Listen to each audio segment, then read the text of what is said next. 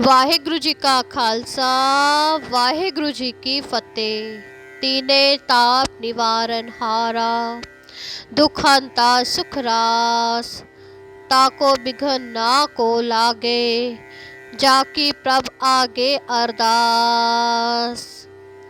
परम सम्मान योग गुरु रूप गुरु खालसा साध संगत जी, वाहेगुरु जी का खालसा वाहेगुरु जी की फतेह।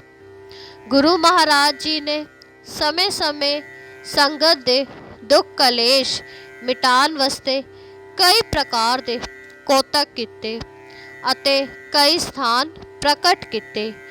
ਜੇ ਕੋਈ ਸ਼ਰਧਾ ਨਾਲ ਮੰਨ ਲਵੇ ਤਾਂ ਉਸ ਦੇ ਦੁੱਖ ਦਰਦ ਅਵਸ਼ਯ ਹੀ ਮਿਟ ਜਾਂਦੇ ਹਨ।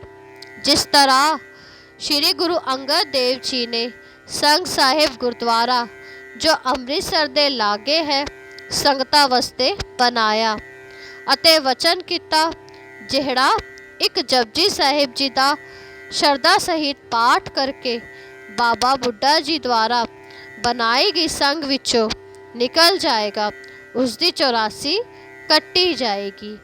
ਜਿਹੜਾ ਇੱਕ ਜਪਜੀ ਸਾਹਿਬ ਜੀ ਦਾ ਪਾਠ ਸ਼ਰਧਾ ਨਾਲ ਕਰਕੇ ਸੰਗ ਵਿੱਚੋਂ ਨਿਕਲਦਾ ਹੈ, ਉਸ ਦੀ 84 ਅਵਸ਼ਯ ਕੱਟੀ ਜਾਂਦੀ ਹੈ। ਉਸੀ ਤਰ੍ਹਾਂ ਸ਼੍ਰੀ ਗੁਰੂ ਗੋਬਿੰਦ ਸਿੰਘ ਸਾਹਿਬ ਮਹਾਰਾਜ ਜੀ ਨੇ ਸ਼੍ਰੀ ਮੁਕਤਸਰ ਸਾਹਿਬ ਇਹ ਵਚਨ ਕੀਤਾ, ਜਿਹੜਾ ਸ਼ਰਧਾਲੂ ਮੁਕਤਸਰ ਸਾਹਿਬ ਦੇ ਸਰੋਵਰ ਵਿੱਚ ਮਾਘੀ ਵਾਲੇ ਦਿਨ ਇਸ਼ਨਾਨ ਕਰੇਗਾ, ਉਸ ਦੀ 84 ਅਵਸ਼ਯ ਕੱਟੀ ਜਾਏਗੀ। ਇਸੀ ਤਰ੍ਹਾਂ ਸ਼੍ਰੀ ਗੋਬਿੰਦਵਾਲ ਸਾਹਿਬ ਇਹ ਵਚਨ ਹੋਏ ਹਨ, ਜਿਹੜਾ 84 ਪੌੜੀਆਂ ਤੇ ਹਰ ਇੱਕ ਪੌੜੀ ਤੇ ਜਪਜੀ ਸਾਹਿਬ ਜੀ ਦਾ ਸ਼ਰਧਾ ਨਾਲ ਪਾਠ ਕਰੇਗਾ, ਉਸ ਦੀ 84 ਕੱਟੀ ਜਾਏਗੀ। ਸੋ ਇਸੀ ਤਰ੍ਹਾਂ ਧੰਨ ਧੰਨ ਸ਼੍ਰੀ ਗੁਰੂ ਅਮਰਦਾਸ ਜੀ ਨੇ ਗੋਬਿੰਦਵਾਲ ਸਾਹਿਬ ਤਈਏ ਤਾਪ ਦਾ ਪ੍ਰਸੰਗ ਕੀਤਾ।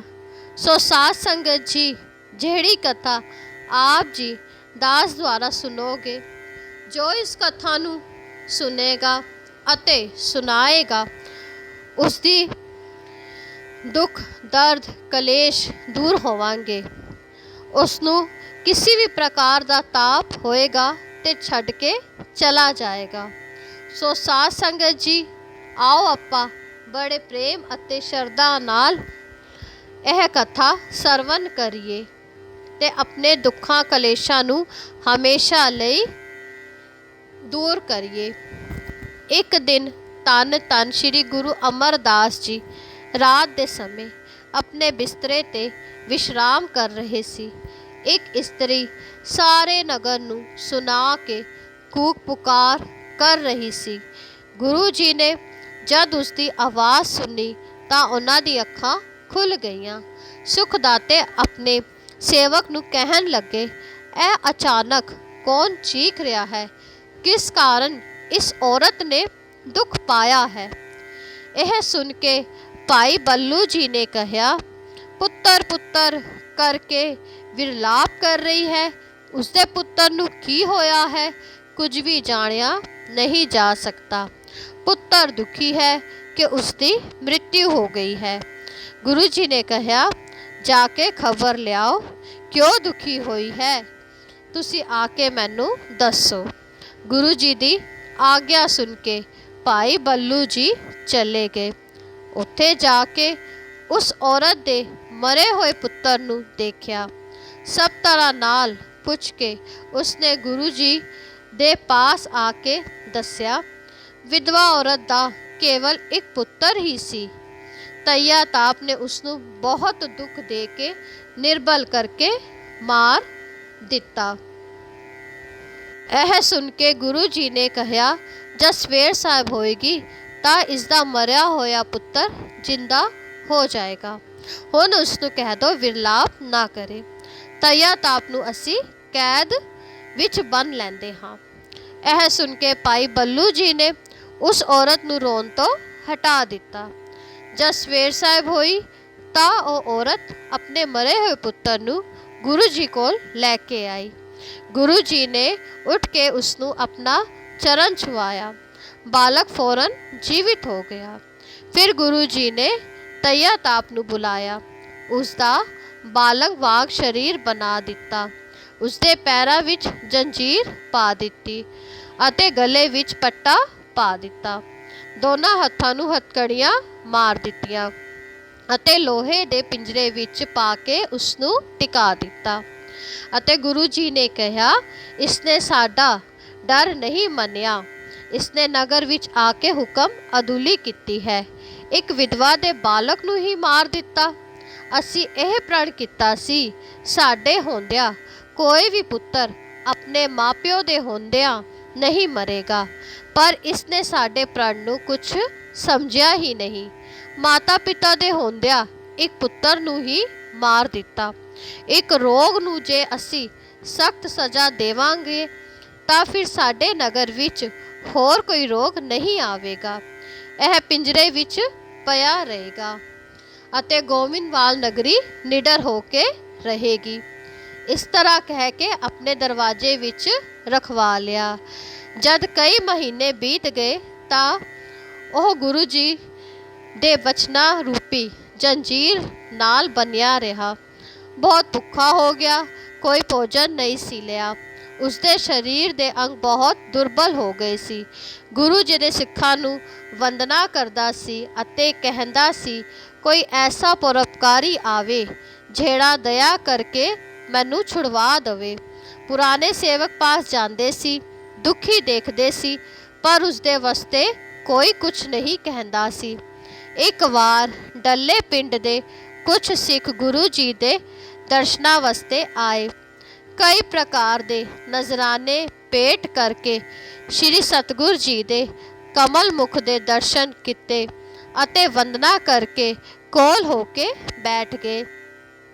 ਫਿਰ ਗੁਰੂ ਜੀ ਨੇ ਆਪਣੇ ਸ਼ੁਭ ਵਚਨ ਕਹੇ, ਮੇਰੇ ਸਾਰੇ ਸਿੱਖ ਕੁਸ਼ਲ ਆਨੰਦ ਹਨ, ਸਾਰੇ ਸੰਗਤ ਵਿੱਚ ਮਿਲ ਕੇ ਆਨੰਦ ਲੈਂਦੇ ਹਨ। ਡੱਲੇ ਵਿੱਚ ਵੀ ਮੇਰੇ ਸਿੱਖ ਸੇਵਕ ਹਨ। ਭਾਈ ਭਾਰੂ ਜੁਲਕਾ ਅਤੇ ਭਾਈ ਲਾਲੋਵਾਦ ਸਭ ਤੋਂ ਵੱਡੇ ਹਨ। ਮੈਂ ਸਦਾ ਉਹਨਾਂ ਨਾਲ ਪ੍ਰੀਤ ਕਰਦਾ ਹਾਂ ਅਤੇ ਉਹ ਮੈਨੂੰ ਬਹੁਤ ਪਿਆਰੇ ਹਨ, ਜਿਨ੍ਹਾਂ ਨੂੰ ਮਿਲਣ ਨਾਲ ਕਈ ਮਨੁੱਖਾਂ ਦਾ ਉਦਾਰ ਹੋਇਆ ਹੈ। ਇਹ ਸੁਣ ਕੇ ਭਾਈ ਲਾਲੋ ਜੀ ਨੇ ਹੱਥ ਜੋੜ ਕੇ ਕਿਹਾ, ਆਪਣੀ ਸੰਗਤ ਜਾਣ ਕੇ ਤੁਸੀਂ ਬਖਸ਼ ਲਓ। ਜੋ ਕੁਛ ਹੈ ਸੋ ਆਪ ਜੀ ਦਾ ਹੀ ਪ੍ਰਤਾਪ ਹੈ। ਅਸੀਂ ਦਾਸ ਵਿਚਾਰੇ ਕੌਣ ਹਾਂ। ਇਸ ਤਰ੍ਹਾਂ ਦੇ ਵਚਨ ਕਹਿ ਕੇ ਉੱਥੇ 2-3 ਦਿਨ ਬਤੀਤ ਕੀਤੇ। ਗੁਰੂ ਜੀ ਪਾਸ ਆਉਂਦੇ ਜਾਂਦੇ ਪਿੰਜਰਾ ਦੇਖਿਆ। ਪਿੰਜਰੇ ਵਿੱਚ ਦੁਰਬਲ ਬਾਲਕ ਕੈਦ ਕੀਤਾ ਹੋਇਆ ਸੀ। ਬਾਲਕ ਨੂੰ ਦੇਖ ਕੇ ਉਹਨਾਂ ਦੇ ਮਨ ਵਿੱਚ ਬੜੀ ਦਇਆ ਆਈ। ਸਤਿਗੁਰੂ ਜੀ ਪਾਸ ਜਾ ਕੇ ਉਹਨਾਂ ਦੇ ਅੱਗੇ ਬੇਨਤੀ ਕੀਤੀ, ਮਹਾਰਾਜ ਜੀ, ਇਹ ਬਾਲਕ ਮਰ ਜਾਏਗਾ, ਇਸ ਨੂੰ ਛੱਡ ਦਿਓ। ਇਹ ਪਹਿਲੇ ਤੋਂ ਹੀ ਬੜਾ ਦੁਰਬਲ ਅਤੇ ਦੁਖੀ ਹੈ। ਬਹੁਤ ਦਿਨ ਹੋਇਆ ਅਤੇ ਦੋਨੋਂ ਹੱਥ ਜੋੜ ਕੇ ਬੇਨਤੀ ਕਰਦਾ ਹੈ ਛੁਟਕਾਰੇ ਵਾਸਤੇ। ਤਦ ਗੁਰੂ ਅਮਰਦਾਸ ਜੀ ਨੇ ਕਿਹਾ, ਛੁਡਵਾਓ ਤੇ ਆਪਣੇ ਨਾਲ ਲੈ ਕੇ ਚਲੇ ਜਾਓ, ਸਾਡੇ ਪਾਸ ਇਹ ਫਿਰ ਨਾ ਆਵੇ। ਸਜ਼ਾ ਬਹੁਤ ਮਿਲੀ ਹੈ, ਬੈਠਾ ਪਛਤਾਉਂਦਾ ਹੈ। ਇਸ ਤਰ੍ਹਾਂ ਸਤਿਗੁਰੂ ਜੀ ਦੀ ਆਗਿਆ ਲੈ ਕੇ ਉਸ ਦੀ ਛਠ ਕਲਾਸੀ ਕਰ ਦਿੱਤੀ। ਗੁਰੂ ਜੀ ਤੋਂ ਵਿਦਾ ਹੋ ਕੇ ਸਾਰੇ ਸਿੱਖ ਚੱਲ ਪਏ। ਉਸ ਬਾਲਕ ਨੂੰ ਵੀ ਆਪਣੇ ਨਾਲ ਲੈ ਲਿਆ। ਜਦ ਕਈ ਪੋਹ ਪਿੰਡਾਂ ਮੁਕਾ ਕੇ ਪਹੁੰਚੇ, ਤਈਆ ਤਾਪ ਭੁੱਖ ਨਾਲ ਵਿਆਕੁਲ ਹੋ ਗਿਆ। ਭਾਈ ਲਾਲੋ ਜੀ ਨੂੰ ਹੱਥ ਜੋੜ ਕੇ ਕਹਿਣ ਲੱਗਾ, ਹੋਰ ਅੱਗੇ ਚੱਲਣ ਦੀ ਮੇਰੇ ਵਿੱਚ ਤਾਕਤ ਨਹੀਂ ਰਹੀ। ਮੇਰੇ ਸਰੀਰ ਨੂੰ ਬਹੁਤ ਭੁੱਖ ਲੱਗੀ ਹੈ। ਭੋਜਨ ਤੋਂ ਬਗੈਰ ਕਈ ਦਿਨ ਬੀਤ ਗਏ ਹਨ। ਮੈਨੂੰ ਆਗਿਆ ਦਿਓ, ਮੈਂ ਭੋਜਨ ਕਰਕੇ ਤ੍ਰਿਪਤ ਹੋ ਜਾਵਾਂ, ਫਿਰ ਤੁਰੰਤ ਤੁਹਾਡੇ ਪਾਸ ਚੱਲ ਕੇ ਆ ਜਾਵਾਂਗਾ। ਇਹ ਸੁਣ ਕੇ ਭਾਈ ਲਾਲੋ ਜੀ ਨੇ ਦਇਆ ਕਰਕੇ ਕਿਹਾ, ਅੱਗੇ ਪਿੰਡ ਵਿੱਚ ਚਲਦੇ ਹਾਂ, ਦਾਲ ਆਟਾ ਲੈ ਕੇ ਬਹੁਤ ਭੋਜਨ ਪਕਾਉਂਦੇ ਹਾਂ, ਚੰਗੀ ਤਰ੍ਹਾਂ ਤੈਨੂੰ ਤ੍ਰਿਪਤ ਕਰਾਵਾਂਗੇ। ਉਹ ਨਗਰ ਦੂਰ ਨਹੀਂ ਹੈ, ਨੇੜੇ ਹੀ ਸਮਝੋ, ਉੱਥੇ ਮਨ ਪਾਉਂਦਾ ਖਾਇਓ, ਫਿਰ ਤੈਨੂੰ ਲੈ ਕੇ ਚੱਲਾਂਗੇ। ਹੌਲੀ ਹੌਲੀ ਟੁਰ ਕੇ ਤੂੰ ਥੱਕੇਗਾ ਨਹੀਂ। ਇਹ ਸੁਣ ਕੇ ਬਾਲਕ ਨੇ ਕਿਹਾ, ਮੇਰਾ ਭੋਜਨ ਹੁਣ ਇਸ ਸਥਾਨ ਮੌਜੂਦ ਹੈ। ਤੁਹਾਡੀ ਆਗਿਆ ਤੋਂ ਬਗੈਰ ਖਾ ਨਹੀਂ ਸਕਦਾ। ਜੇ ਕਹੋਗੇ ਤੇ ਤੁਰੰਤ ਰੱਜ ਜਾਵਾਂਗਾ। ਸਹਿ ਸੁਭਾਅ ਲਾਲੋ ਜੀ ਬੋਲੇ, ਜੇ ਭੋਜਨ ਤੂੰ ਲੱਭ ਹੀ ਲਿਆ ਹੈ ਤਾਂ ਖਾ ਲੈ ਤੇ ਰੱਜ ਲੈ। ਅਸੀਂ ਘੜੀ ਪਲ ਇੱਥੇ ਹੀ ਠਹਿਰ ਜਾਂਦੇ ਹਾਂ, ਫਿਰ ਅਸੀਂ ਤੈਨੂੰ ਨਾਲ ਲੈ ਕੇ ਚੱਲ ਪਵਾਂਗੇ। ਉੱਥੇ ਇੱਕ ਧੋਬੀ ਕੱਪੜੇ ਧੋ ਰਿਹਾ ਸੀ। ਕੱਪੜੇ ਨਿਚੋੜ ਸੁੱਕਣੇ ਪਾ ਰਿਹਾ ਸੀ। ਜਦ ਭਾਈ ਲਾਲੋ ਜੀ ਤੋਂ ਆਗਿਆ ਲਈ ਤਾਂ ਤਈਆ ਤਾਪ ਝਟ ਧੋਬੀ ਦੇ ਸਰੀਰ ਨੂੰ ਝਟ ਗਿਆ।